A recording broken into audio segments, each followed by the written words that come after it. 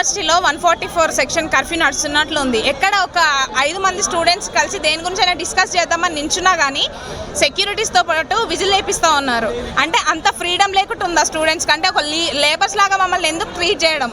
అంటే మాకు రైట్స్ ఉన్నాయి, మాట్లాడడానికి మాకు రైట్స్ ఉన్నాయి, కొన్ని రూల్స్ రెగ్యులేషన్స్ అన్నీ మాకున్నాయి.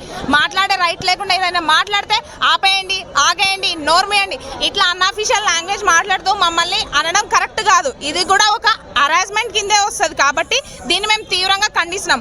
అదే కాకుండా అమ్మాయిలతోటి 6 వరకు హాస్టల్లో ఉండాలి అని అంటే మా కాలేజ్ అయిపోయేసరికి 4:45 అయిపోతుంది. అక్కడ నుంచి హాస్టల్స్కి రీచ్ అయ్యేసరికి 5 అవుతుంది. అంటే మేము అక్కడ నుంచి మళ్ళీ పర్మిషన్ తీసుకొని వచ్చేసరికి ఇంకో 15 మినిట్స్ టైం తీసుకుంటుంది కదా. ఈ 45 మినిట్స్లో మేము వెళ్ళి ఏం తెచ్చుకోగలము, ఏం చేయగలము? ఇందులో చాలా మంది ఒకరు ట్యూషన్స్ అని ఉంటారు, కొందరు ఏమో ఇంటర్న్షిప్స్ అని ఉంటారు, కొంచెం కోచింగ్స్ అని ఉంటుంది. మేమందరం ఏమైపోవాలి అంటే ఇంత సడన్గా మీ అంతలో మీరు డెసిషన్ తీసుకుంటారా? అంటే మమ్మల్ని ఏం అడగరా? యూనివర్సిటీ మీదా మాదా మాకు అర్థం కావట్లేదు. అంటే ఒక ప్రైవేట్ యూనివర్సిటీలో కూడా ఇన్ని ప్రాబ్లమ్స్ ఉన్నాయి.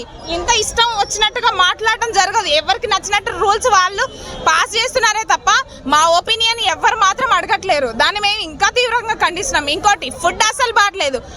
ఫుడ్ బాగాలేదని మేము ఖండిస్తూ ఉంటే ఏమంటున్నారంటే మీ దగ్గరనే వస్తున్నాయి ప్రాబ్లమ్స్ అండ్ యూనివర్సిటీలో ఎవరికి రాని ప్రాబ్లమ్స్ మీకే వస్తున్నాయి. అంటే మా ప్రాబ్లమ్స్ మేము చెప్పే అవకాశం ఇవ్వకుండా మమ్మల్ని నోరు కట్టేస్తున్నారు. ఏమన్నంటే అమ్మాయిలకు ఒంటి మీదకి వయసు వస్తే సరిపోతుందా? సిగ్గుండకలే. నువ్వు ఒక అఫీషియల్ వై ఉండి నువ్వు మాట్లాడే పద్ధతి ఇదేనా?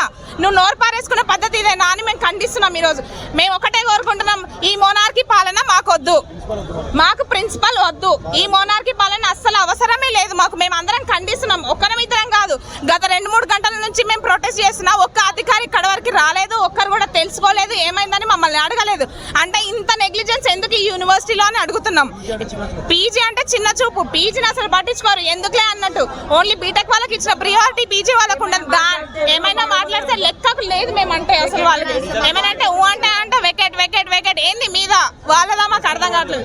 ఏమనంటే మెస్ బిల్ కట్టరు. మెస్ బిల్ మేము ప్రతి ఒక్కరం కడుతున్నాం, ప్రతి ఒక్కరు డిపాజిట్ చూపిస్తాం. అయినప్పటికీ మీరు మెస్ బిల్ కట్టట్లేరు కాబట్టి మిమ్మల్ని వెకెట్ చేస్తున్నామని ఒక చిన్న పాయింట్ రైజ్ చేస్తారు. ఇది ఎంతవరకు కరెక్టో మీరే చెప్పండి. ఏమైనా అంటే పేద విద్యార్థులు అంటే చులకన చూపను ఇంద్ర